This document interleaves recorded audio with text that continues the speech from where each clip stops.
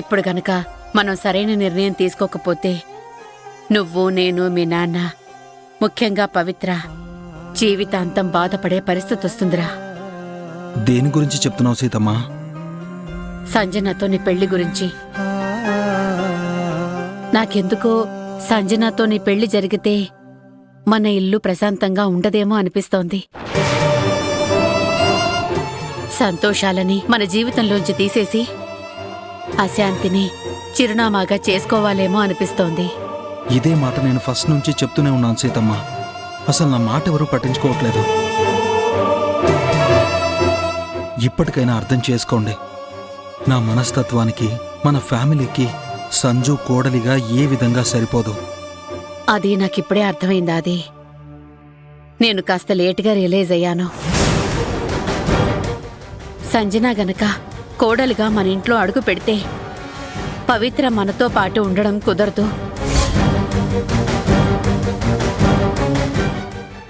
ఎందుకు సీతమ్మ అలా అన్నావు?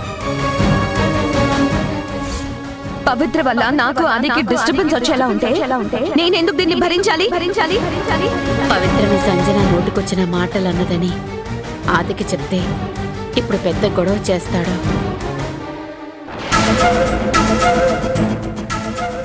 నీకు సంజనాకి పెళ్ళైతే ఇప్పుడు నువ్వు పవిత్రని చూసుకున్నట్టు ఇక ముందు చూసుకోలేవు. ఎంత ఫ్రెండ్ అయినా ఇప్పట్లా అండగా ఉండలేవు. అందుకే పవిత్ర బాగుండడానికి నాకొక ఆలోచన వచ్చింది. ఏంటి సీతమ్మ అది? దేవాతో గనక పవిత్రకి పెళ్లి చేస్తే తనకొక తోడుంటుంది. కొత్త జీవితం మొదలవుతుంది. నువ్వేమంటావు?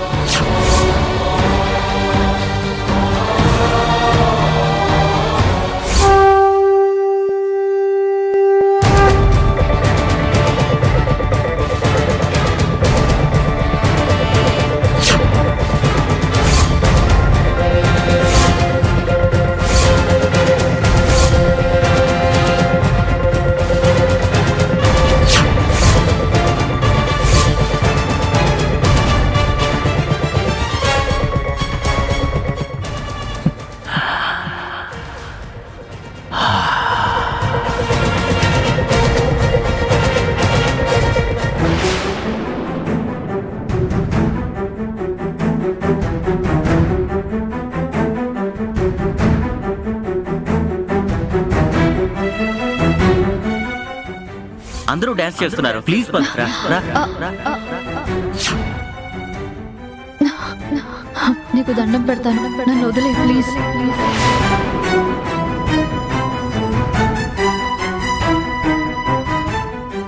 ఏంట్రా ఆలోచిస్తున్నావు? పవిత్ర మంచి కోరి తనకి మంచి చేయాలన్న నీ ఆలోచన నేను అర్థం చేసుకోగలను. కానీ దేవా అనేవాడు ఆ పవిత్రకు అస్సలు కరెక్ట్ కాదు.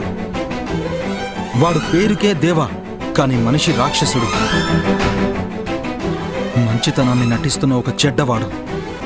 ఎలా చూసినా పవిత్రకసలు వాడు సరి కానే కాదు.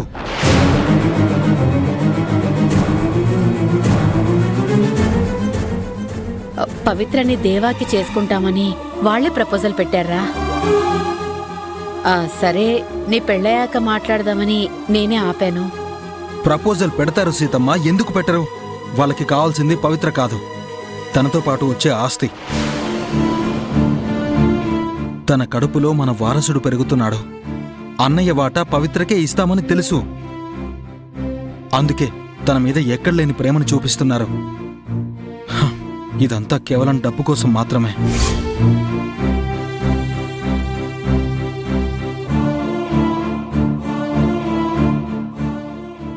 అయితే పవిత్రని పెళ్లి చేసుకుంటామని ఎవరు ముందుకొచ్చినా ఆస్తి కోసమే వస్తారు కదరా? అంతే కదా సీతమ్మ.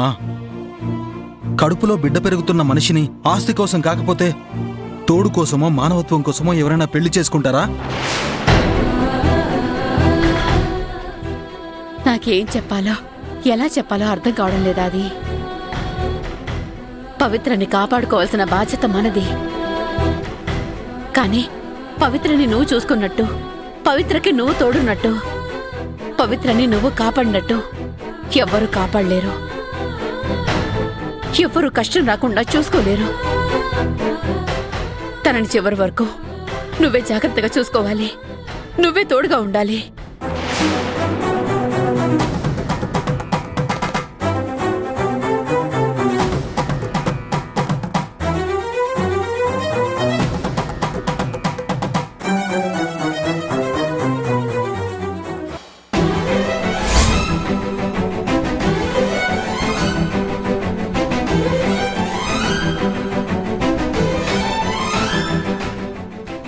తనని మీరు అబ్జర్వేషన్లో ఉంచండి. Okay doctor. ఎవ్రీ 1 అవర్కి రిపోర్ట్ రాయండి. ఓకే. ఈవిడెవరో తెలియదు కదా, తనకి సంబంధించినవి ఏమైనా ఉన్నాయా? బ్యాగ్ ఉంది డాక్టర్. బ్యాగ్లో మొబైల్ ఉందేమో చూడండి. డయల్ లిస్ట్లో ఎవరికైనా ఫోన్ చేసి సిచ్యువేషన్ చెప్పి డీటెయిల్స్ కూడా తీసుకోండి.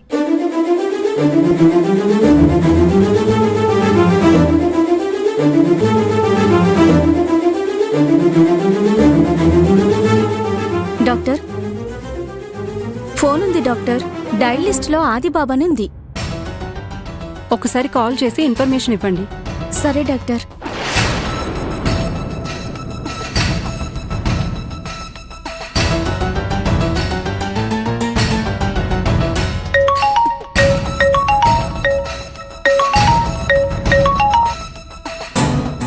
హలో మహేశ్వరి. మహేశ్వరి కాదు సార్, హాస్పిటల్ నుండి నర్సుని మాట్లాడుతున్నాను.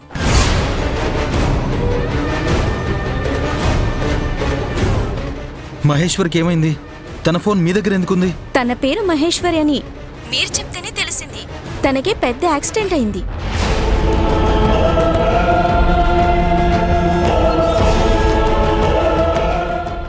ఎవరో హాస్పిటల్లో జాయిన్ చేశారు. తన కండిషన్ క్రిటికల్ గా ఉంది. మీరు ఒకసారి హాస్పిటల్కి వస్తారా? సరే, ఇప్పుడే వస్తున్నాను.